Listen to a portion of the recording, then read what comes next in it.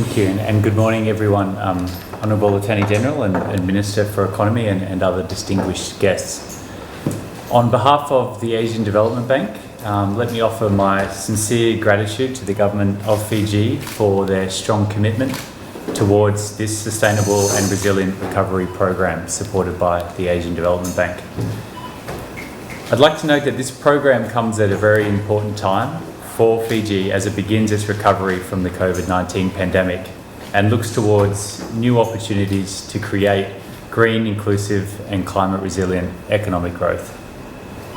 The speed of Fiji's recovery that we're now seeing has been made possible by the effective management of COVID-19 and the people of Fiji's combined commitment to achieve the levels of vaccination necessary to reopen to international markets safely and securely. The Sustainable and Resilient Recovery Program further deepens Fiji's long-standing commitment to the global climate agenda.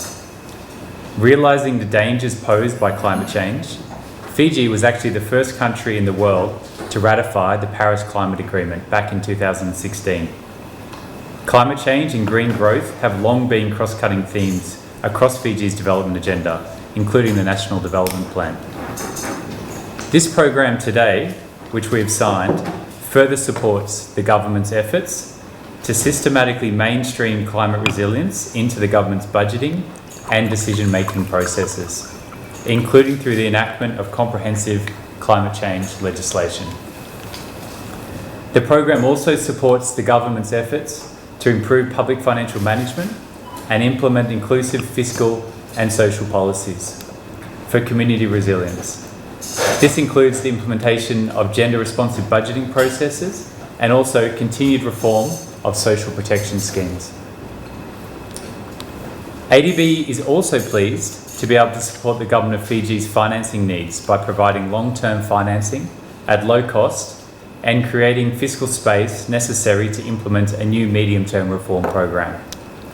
In this regard, I would also like to acknowledge the complementary support provided by the governments of Australia, Japan and New Zealand that have also supported this program.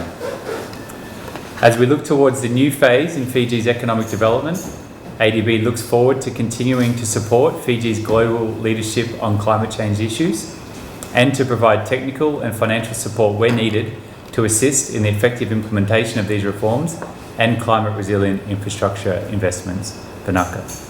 Thank you. Of course, I'd like to acknowledge the presence of the Regional Director of ADB, Andrew Batten, and his staff who are here with us. Head of Treasury was here too, Nemea. And essentially to re-echo the sentiments expressed by him in respect of government policy and the recovery from the pandemic, the high rate of vaccination, but at the same time ensuring that we have fiscal sustainability.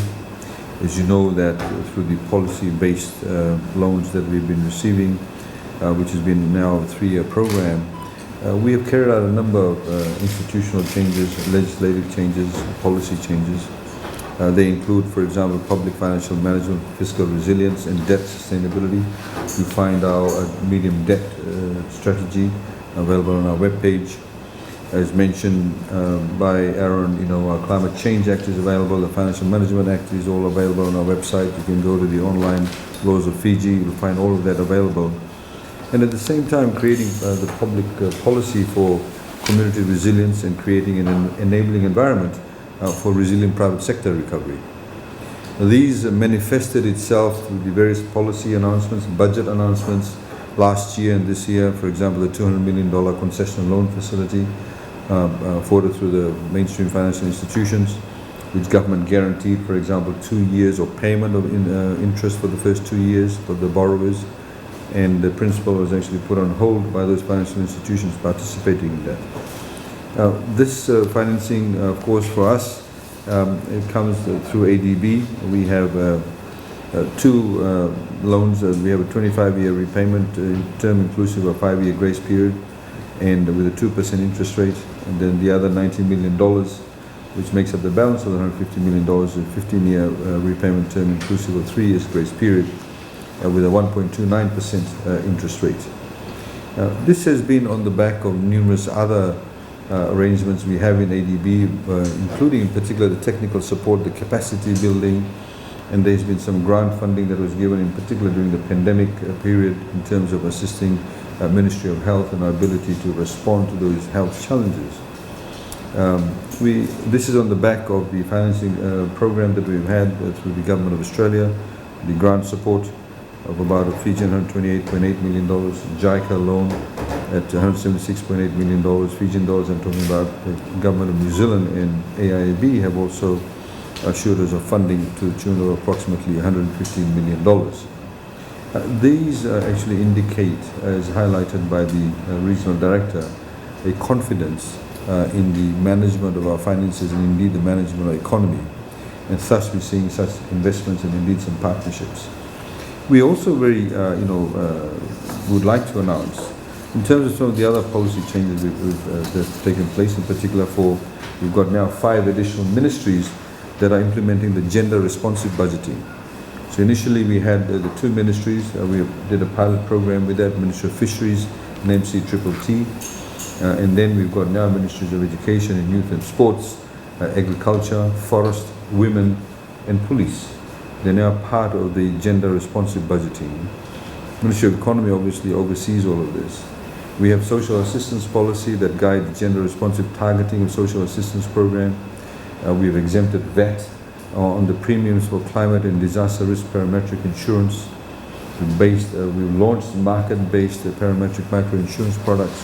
There's a number of policies we've put in place that complements these policy-based reforms, but also at the same time builds resilience into the economy, empowers ordinary Fijians, creates much better financial environment, commercial environment for the private sector, and brings about far greater clarity and indeed a more nuanced approach to management of government finances and a lot more transparency, of course.